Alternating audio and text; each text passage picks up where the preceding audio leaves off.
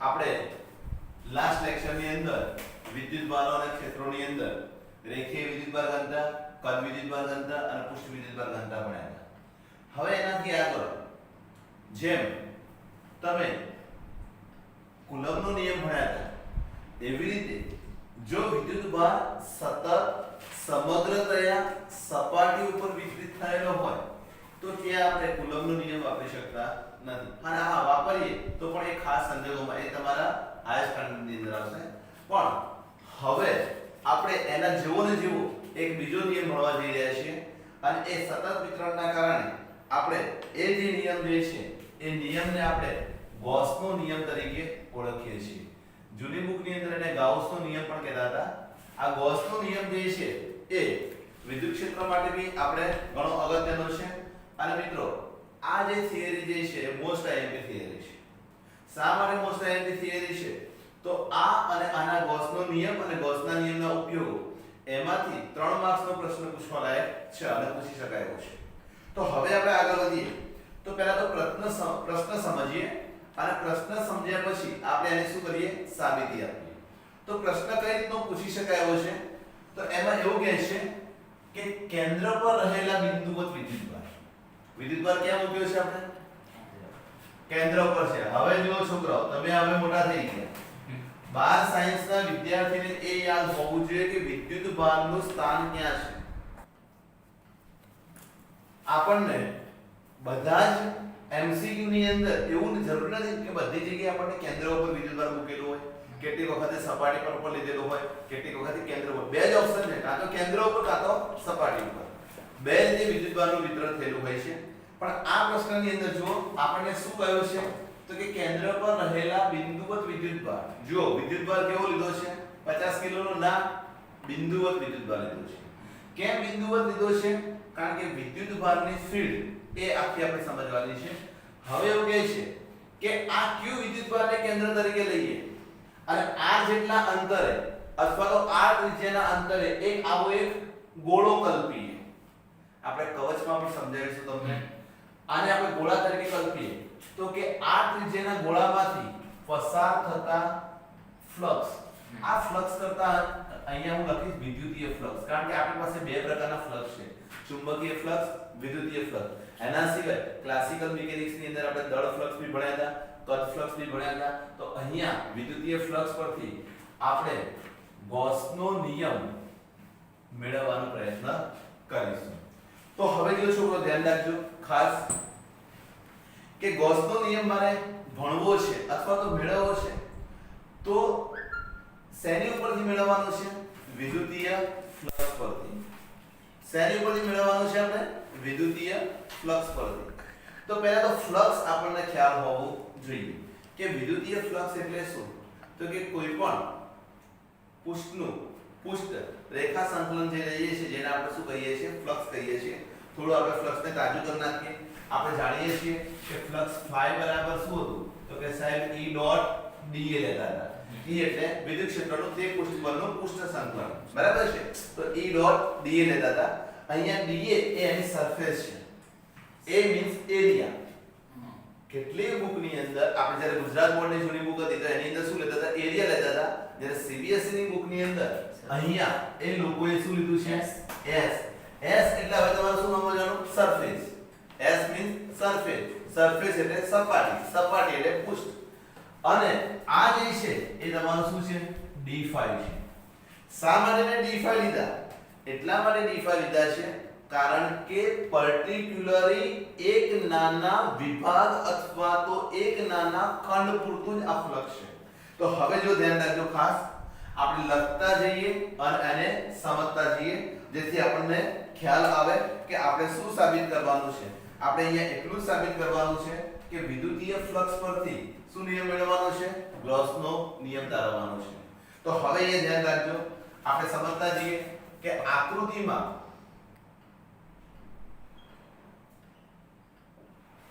આકૃતિની અંદર r ત્રિજ્યાના ગોળાના કેન્દ્ર પર q વિદ્યુતભાર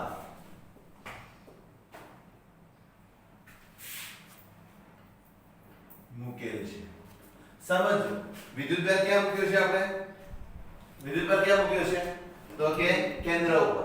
કેન્દ્રને આપણે ઉગમ બિંદુ O લઈ લઈએ એટલે આપણે વધારે ખ્યાલ આવે. જો પહેલા ફરી સમજાવું છું કે આકૃતિમાં આપણે ગોળો લીધો છે. ગોળો કઈ ત્રિજ્યાનો છે? r ત્રિજ્યાનો છે અને આ ગોળાના કેન્દ્ર ઉપર શું મૂક્યો છે? q વિદ્યુતભાર મૂક્યો છે. હવે અહીંયા ધ્યાન રાખજો, અહીં ગોળાની સપાટી કઈ છે? તો કે s લીધેલ છે. હવે જો આકૃતિમાં દર્શાવ્યા મુજબ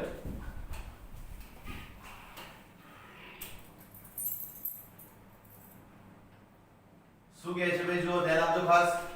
આકૃતિમાં દર્શાવ્યા મુજબ શું થાય છે? તો ગોળાના પૃષ્ઠ પરનો પૃષ્ઠખંડ, તમે કહેશો કે સાહેબ આ પૃષ્ઠખંડ શું વસ્તુ છે?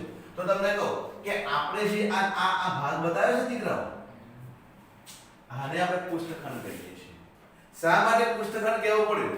કારણ કે આખા ગોળાનું આપણે શોધીશું પણ એનો જે આટલો નાનો એવો ભાગ આપણે કલ્પના કરીએ છીએ અને એ શોધીશું અને પછી બધાનું પૃષ્ઠ સંકલન લઈ લઈએ એટલે આપણને ફ્લક્સ મળી જશે. પહેલા જો ધ્યાન રાખજો કે કોઈ પણ કંપની હોય કે મોટું પ્રોડક્શન થતું હોય ને તો પહેલા એની એક નાની એવી કોપી બહાર પડે, એનો અભ્યાસ થાય પ્રોડક્શન કેવું છે, પછી એની મલ્ટીપલ કોપી આખા વિસ્તારનું શોધવામાં આવે છે. એવી રીતે આનું શોધીશું અને પછી આખાનું શું કરી નાખ્યું? સંકલન કરીશું અથવા તો સિગ્મા લઈ લઈશું, વોટેવર જે છે, તો એના આધારે આપણને આખું એનું સંકલન મળી જશે. તો હવે જો ગોળાનો નાનો એવો પૃષ્ઠખંડ ધ્યાનમાં લો, બરાબર છે?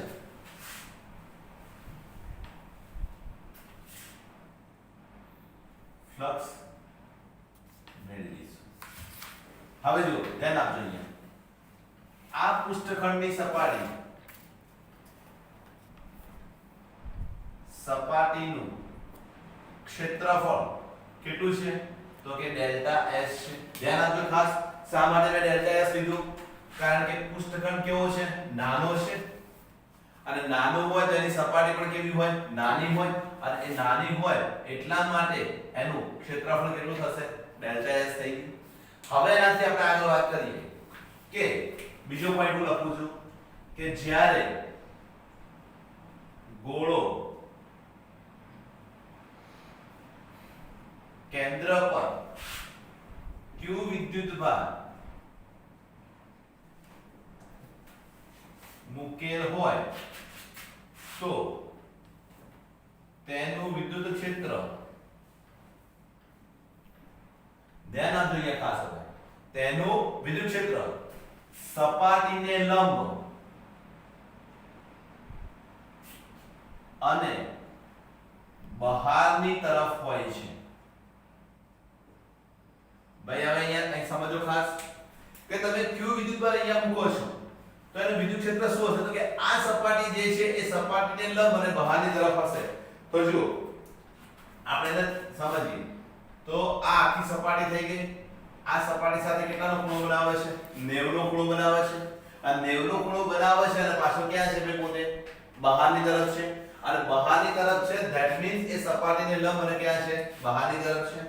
અને બીજા શબ્દોમાં કહીએ તો એનો એકમ સદિશ જે છે એ એકમ સદિશ પણ આપણને આ ડિરેક્શનમાં મળશે. તો એ પણ શું આવશે? અહીંયા r કેપ આવશે. તો આપણે એવું કહીએ કે લંબ અને બહારની તરફ હોય છે જેથી તે પૃષ્ઠખંડ સાથે સંકળાયેલું વિદ્યુત ક્ષેત્ર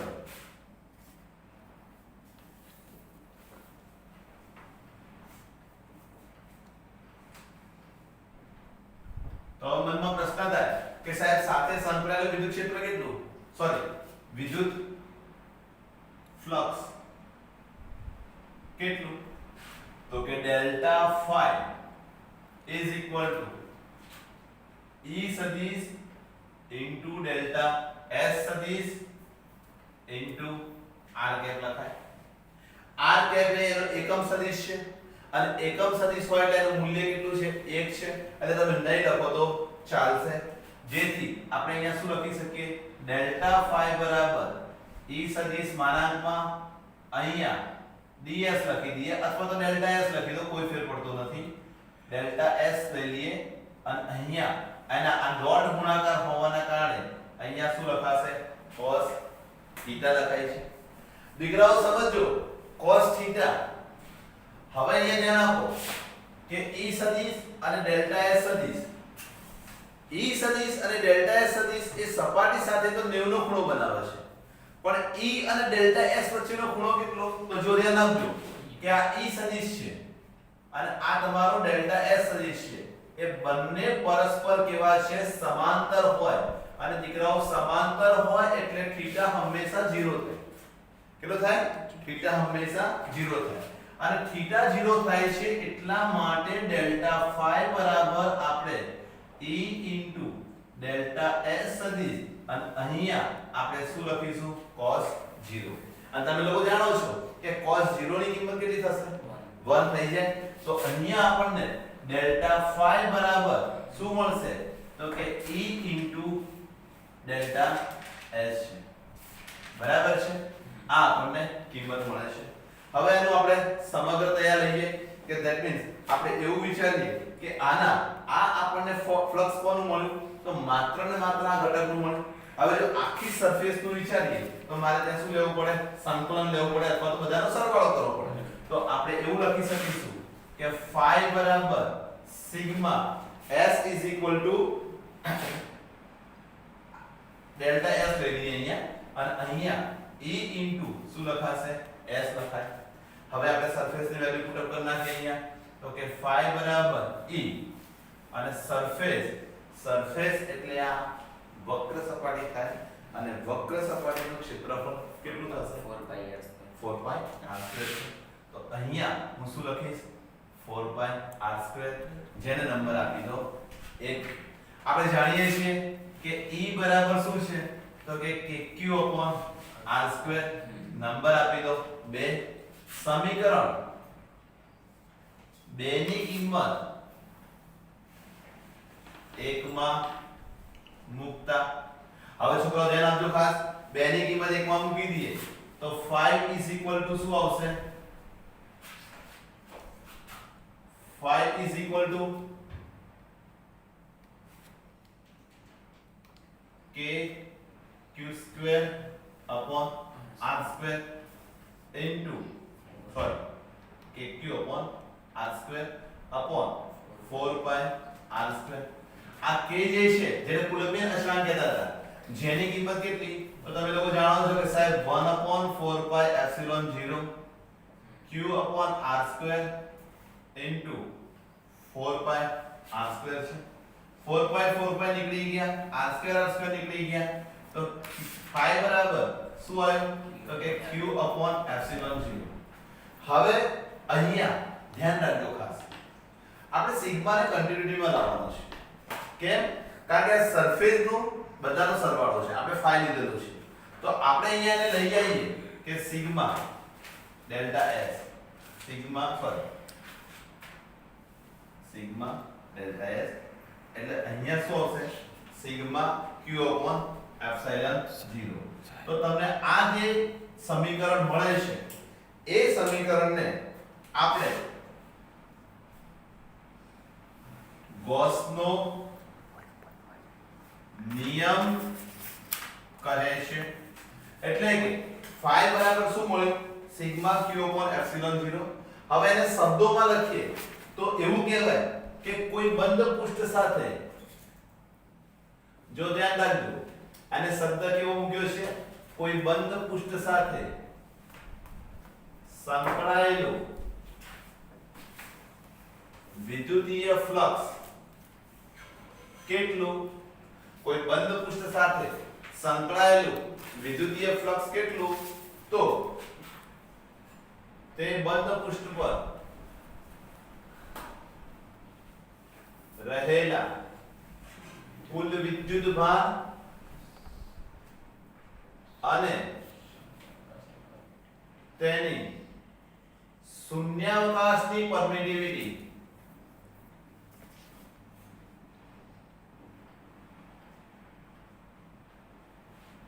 ગુણોત્તર જેટલું હોય છે.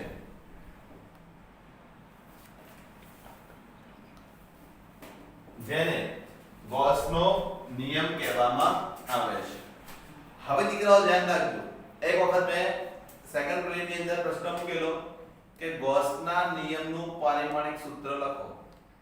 તો કેટલાક લોકો કહે સાહેબ આ તો અઘરામાં અઘરો પ્રશ્ન થઈ ગયો. ગૌસના નિયમનું પારિમાણિક સૂત્ર ધેટ મીન્સ ફાઈનું પારિમાણિક સૂત્ર. કોનું ભાઈ? ફાઈનું. વિદ્યુતીય ફ્લક્સનું પારિમાણિક સૂત્ર. જો ફિઝિક્સનું પેપર ટફેસ્ટ નથી હોતું.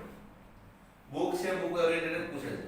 પણ જો આ રીતે ટફેસ્ટ કરવા જાય તમે કહો ગૌસના નિયમનું પારિમાણિક સૂત્ર તો એ બધું ફેરવા જાવ. પણ ના, જેડબલઈ માં આ જ પ્રશ્ન પૂછે. એક માર્ક્સ મિનિટના પ્રશ્ન શું હોય કે ફાઈનું પારિમાણિક સૂત્ર એ તમારું ગૌસના નિયમનું પારિમાણિક સૂત્ર. કેટલા q નું પારિમાણિક સૂત્ર લખશે, એપ્સિલોન 0 નું પારિમાણિક સૂત્ર લખશે, કોઈ બંનેનો ગુણોત્તર લખશે. પણ આપણને ખ્યાલ હોવો જોઈએ કે શું છે ગૌસનો નિયમ એટલે શું? તો એક પ્રકારનું વિદ્યુતીય ફ્લક્સ. કયું વિદ્યુતીય ફ્લક્સ? તો કે બંધ સરફેસ અથવા તો ક્લોઝ સરફેસ સાથે સંકળાયેલું ફ્લક્સ. બીજા શબ્દોમાં કહીએ તો ક્લોઝ સરફેસ ની અંદર રહેલા વિદ્યુતવાહક. બીજી વસ્તુ તમને કહું કે સાહેબ તમે અહીંયા કેમ આવો ઉલ્લેખ કર્યો કે શૂન્યાવકાશની પરમિટિવિટી? કારણ કે સરફેસ એ માધ્યમ ઉપર આધારિત છે અને ગોળાની અંદર હંમેશા શૂન્યાવકાશ. એટલા માટે આપણે શું ધ્યાનમાં લીધું? શૂન્યાવકાશની પરમિટિવિટી. કેટલીક વખત તમને માધ્યમ પણ આપેલું હશે તો એ માધ્યમના આધારે પણ આપણે એની ચર્ચા કરીશું. હવે અહીંયા આખો જ પ્રશ્ન જે છે એ બોર્ડ માટે ઇમ્પોર્ટન્ટ છે. આ જે છે પ્રશ્ન એ તમારે આ આવડશે તો આના પછીના બીજા એટલે મીન્સ કે આ ત્રણ ઉપયોગો જે છે એનો પણ તમને ખ્યાલ આવશે. તો મિત્રો આ જે છે આની અંદર આપણે ફરીથી એક વખત રિવાઇઝ કરી નાખીએ. શું હતું? તો કે આખો જ એક આપણે ગોળાને ધ્યાનમાં લીધો. ગોળાના કેન્દ્ર ઉપર q વિદ્યુતભાર ધ્યાનમાં લીધો.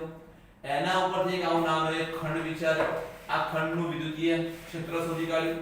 એક ક્ષેત્રના આધારે એનું ફ્લક્સ શોધી કાઢ્યું અને પછી એના ઉપરથી આપણે ગૌસનો નિયમ આપણે તારવી લીધો.